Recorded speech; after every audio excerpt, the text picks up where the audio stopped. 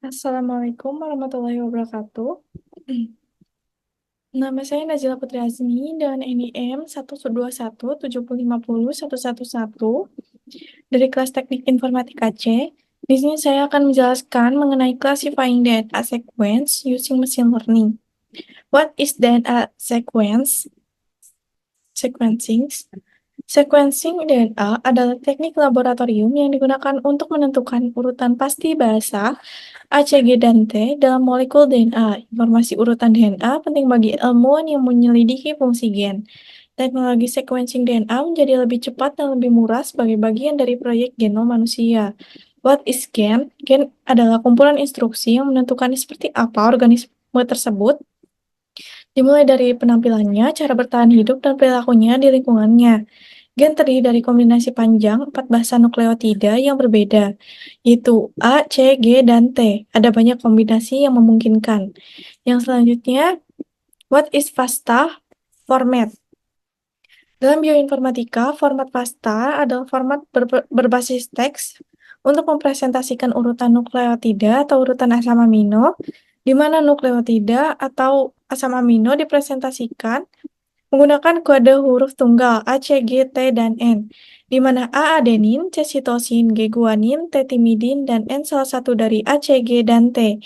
Format ini juga memungkinkan nama urutan dan komentar mendahului urutan tersebut. Yang selanjutnya saya akan menjelaskan bagian per bagian kode dari classifying data sequence tersebut.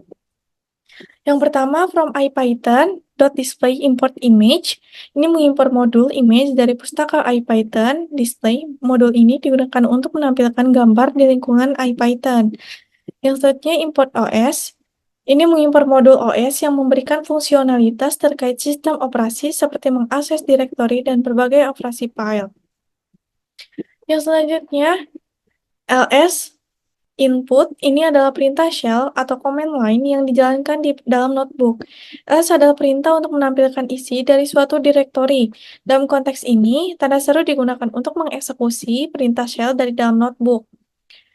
Dan input adalah jalur relatif ke direktori yang akan di listing. Yang selanjutnya image dan seterusnya. Baris ini menggunakan modul image untuk menampilkan gambar yang terletak di jalur yang diberikan. Gambar ini mungkin merupakan ilustrasi atau penjelasan terkait dengan format sequence DNA dalam konteks Next Generation Sequencing atau NGS. Berikut adalah outputnya. Yang selanjutnya, import NumPy SNP mengimpor pustaka NumPy. NumPy digunakan untuk operasi numerik di Python dan sangat berguna untuk bekerja dengan array dan matriks. Yang selanjutnya, import Pandas.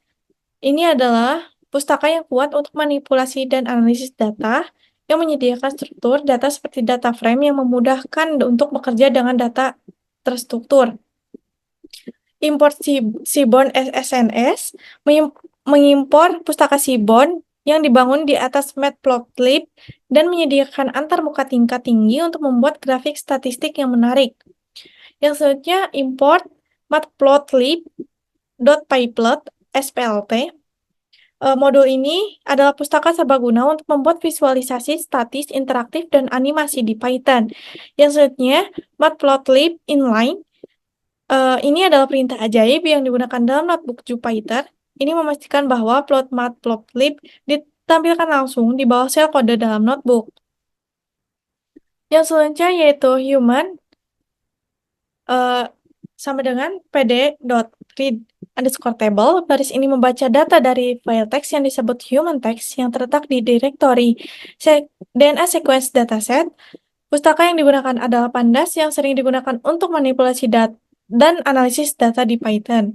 Fungsi yang digunakan di sini adalah readtable yang digunakan untuk membaca data dari file yang berformat table. Dalam hal ini, data tersebut mungkin berupa urutan DNA atau informasi terkait DNA. Yang selanjutnya, human hit. Baris ini menampilkan 5 baris pertama dari data frame Pandas yang telah dibaca. Fungsi hit digunakan untuk melihat sebagian awal dari dataset dan memberikan gambaran cepat tentang struktur dan isinya. Berikut adalah outputnya. Yang selanjutnya yaitu chim sama dengan pd.readtable. Baris ini membaca data dari file teks yang disebut simpan set text yang terletak di direktori DNA sequence dataset. Data ini mungkin berisi sekuens DNA untuk wilayah kodon dari simpanse. Seperti sebelumnya digunakan fungsi readable dari pandas untuk membaca data. Yang selanjutnya juga sama untuk wilayah kodon dari anjing. Seperti sebelumnya juga digunakan fungsi readable dari pandas untuk membaca data. Yang selanjutnya chimp.hid. Setelah membaca data untuk simpanse, baris ini menampilkan 5 baris pertama dari data frame pandas yang berisi sekuens DNA simpanse dan memberikan gambaran cepat tentang isi data dan memastikan bahwa pembacaan data telah berhasil. Doghead juga sama seperti chimphead, dan ini adalah outputnya. Yang selanjutnya ada human.shape. Kode ini memberikan bentuk shape dari data frame human, dan ini adalah outputnya yang memiliki 4.380 baris dan 2 kolom. Yang selanjutnya adalah human sequence. Ini adalah cara untuk mengakses sekuens DNA pertama dalam data frame human dengan menggunakan indeks 0. Kita mengakses baris pertama dari kolom sekuens, dan hasilnya ada sekuens DNA yang terdiri dari karakter-karakter seperti A, T, G, dan C. Yang selanjutnya yaitu image, dan seterusnya. Kode ini menggunakan fungsi image dari modul IPython display untuk menampilkan gambar yang terletak di pad.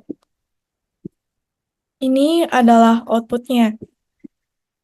Konsep K-meres merupakan salah satu pendekatan dalam memperlakukan urutan DNA sebagai suatu bahasa yang dapat dianalisis dengan metode penghitungan. Dalam bioinformatika, K-meres adalah subtype urutan dengan panjang K yang terdapat dalam suatu urutan biologis, seperti sekuens DNA. K-meres digunakan secara luas dalam analisis genom, komputasional, dan analisis sekuens. Beberapa aplikasi utama dari pengguna K-meres melibatkan penyusunan sekuens DNA, peningkatan ekspresi gen heterologus, identifikasi spesies dalam sampel metagenomik, dan pembuatan vaksin yang diatenuasi. Berikut adalah contoh codingannya. Bukan contoh codingannya, tetapi implementasinya dalam codingannya. Berikut adalah kode untuk menghasilkan daftar K-meres yang tumpang tindih dari sekuens dengan menggunakan list yang comprehension. Lalu selanjutnya kode ini, human words, menggunakan fungsi get K-meres untuk mengkonversi sekuens DNA manusia menjadi K-meres dan menambahkan kolom baru bernama words ke dalam data frame human. Setiap baris dalam kolom ini berisi daftar K-meres yang dihasilkan dari sekuens DNA yang sesuai. Kolom sekuens dari data frame humans kemudian dihapus. Yang selanjutnya yaitu dog words.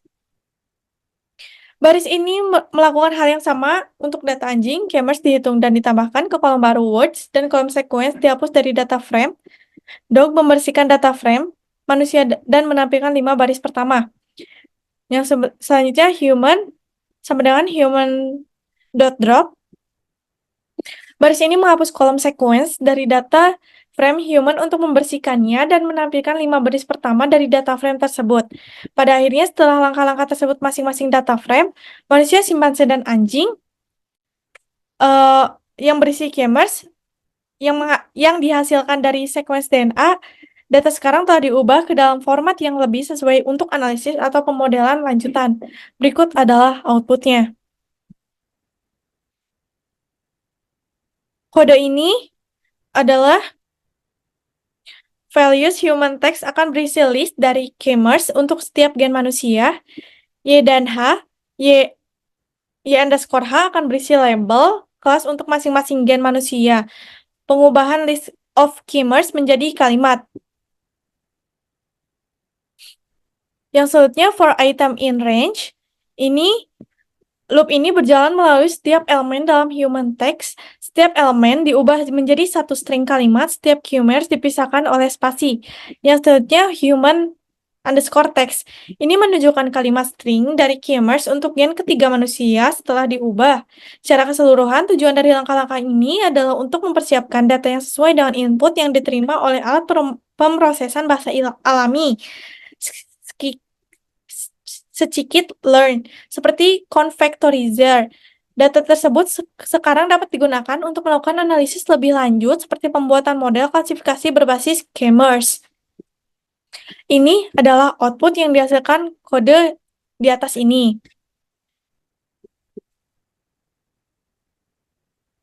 Yang selanjutnya yaitu kode ini. Setiap list of keywords untuk simpanse dan anjing diubah menjadi kalimat string dengan cara yang serupa seperti yang dilakukan sebelumnya untuk manusia. Penggunaan confactorizer untuk membuat model bag of words. Yang selanjutnya yaitu ini, kode ini. Confactorizer adalah scikit-learn yang digunakan untuk mengkonversi teks ke dalam model bag of words. Dalam konteks ini, setiap keyword juga dianggap sebagai kata. Kode yang ini menggunakan 4 gram keywords untuk membangun model. Ini berarti model akan menghitung kemunculan setiap kombinasi 4 keywords secara bersamaan. Kode ini, dan ini adalah matriks hasil dari transformasi teks menjadi representasi vektor dan model bag of words untuk manusia, simpanse, dan anjing. Selanjutnya yaitu kode ini, 3 ini, print accept, print x underscore chips shape, print x underscore dog shape, yang menghasilkan output 4.380 baris, gen manusia, dan 2.324.14 kolom, jumlah total 4 gram, keywords yang unik. Dimensi matriks X-sim menghasilkan 1.682 baris dan 232.414 kolom. Dan yang untuk yang anjing menghasilkan 820 baris dan 232.414 kolom. Lalu yang selanjutnya, human class value counts, dan seterusnya. Ini adalah visualisasi distribusi kelas pada dataset manusia menggunakan diagram batang. Setiap batang mewakili jumlah gen pada setiap kelas. Secara keseluruhan, langkah-langkah ini menghasilkan matriks representasi vektor yang dapat digunakan sebagai fitur untuk melatih model klasifikasi berdasarkan jumlah kemunculan keywords dalam setiap gen. Data telah berhasil diproses dan disiapkan untuk tahapan selanjutnya dalam analisis atau pemodelan. Berikut adalah outputnya.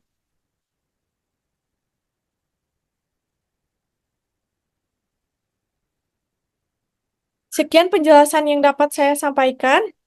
Semoga dapat bermanfaat bagi kita semua. Mohon maaf bila ada kesalahan dan kekurangan. Wabillahi taufiq wal hidayah. Wassalamualaikum warahmatullahi wabarakatuh.